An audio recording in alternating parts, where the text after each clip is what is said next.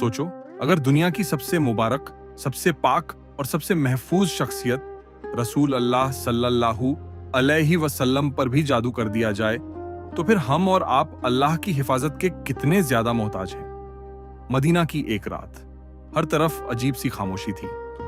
हवा भारी लग रही थी, घर के माहौल में बेचैनी थी और सहाबाए किराम भी परेशान थे, क्योंकि कुछ दिनों से रसूल अल्लाह सल्लल्लाहु अलैहि वसल्लम पर एक अजीब सी कैफियत तारी थी। ऐसी हालत जो पहले कभी नहीं देखी गई थी। आप सल्लल्लाहु अलैहि वसल्लम कमजोरी महसूस कर रहे थे, दिल पर बोझ था और चेहरा मुबारक जो हमेशा नूर और सुकून का मरकज होता था, उस पर अब बेचैनी के आसार नजर आ रहे थे। सहाबा हैरान थे, सबके दिल में एक ही सवाल था, या रसूल अल्लाह, आपको क्या हो गया है? पूरा मदीना फिक्र में था, लेकिन उसी मदीना में एक आदमी ऐसा भी था जो इस हालत पर खुश हो रहा था, और वो था लबीद बिन आसम। रिवायतों में आता है कि लबीद बिन आसम ने रसूल अल्लाह सल्लल्लाहु अलैहि वसल्लम पर जादू करने की नापाक साजिश रची। उसने चालाकी से आप सल्लल्लाहु अलैहि वसल्लम के इस्तेमाल की कुछ चीजें हासिल की, जैसे एक कंघी और बाल मुबारक के कुछ तार। फिर उसने उन चीजों पर 11 गिरहें लगाईं और जादू का यह सामान मदीना के एक वीरान कुएं यानी झरवान के कुएं में छुपा दिया। धीरे धीरे इस जादू का असर जाहिर होने लगा।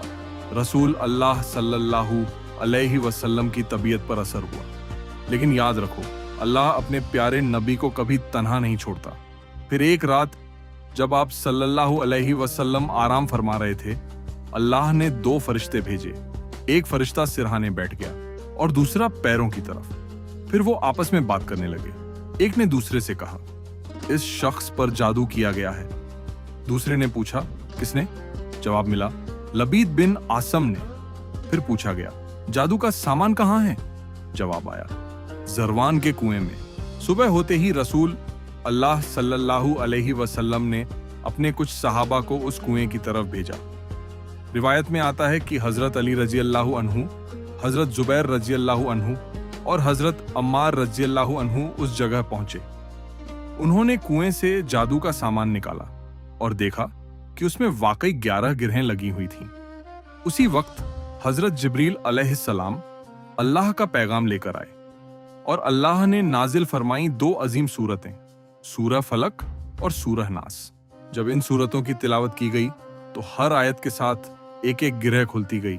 एक आयत एक गिरह, फिर दूसरी आयत और दूसरी गिरह। इसी तरह जैसे जैसे तिलावत आगे बढ़ी, वैसे वैसे सारी गिरहें खुलती चली गईं, और जब आखिरी आयत पढ़ी गई तो 11वीं गिरह भी खुल गई। उसी पल रसूल अल्लाह सल्लल्लाहु अलैहि वसल्लम ऐसे सेहतयाब हो गए जैसे किसी को बंधन से आजाद कर दिया गया हो। सहाबा के चेहरों पर खुशी लौट आई। मदीना की फिजा फिर से नूर से भर गई। लेकिन यह कहानी सिर्फ तारीख का एक वाकया नहीं है, यह हमारे लिए भी एक बड़ा पैगाम है।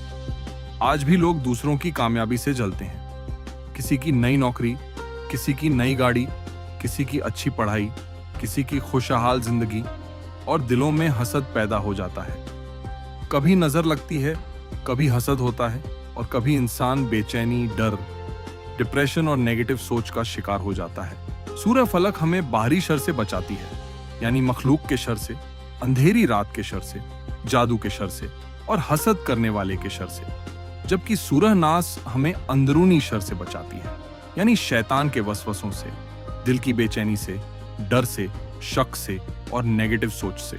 एक हमारी बाहर से हिफाजत करती है और दूसरी अंदर से। अगर आपको ऐसी रियल, ऑथेंटिक और ईमान बढ़ाने वाली इस्लामिक स्टोरीज पसंद हैं, तो अभी हिदाया हब को सब्सक्राइब करें, वीडियो को लाइक करें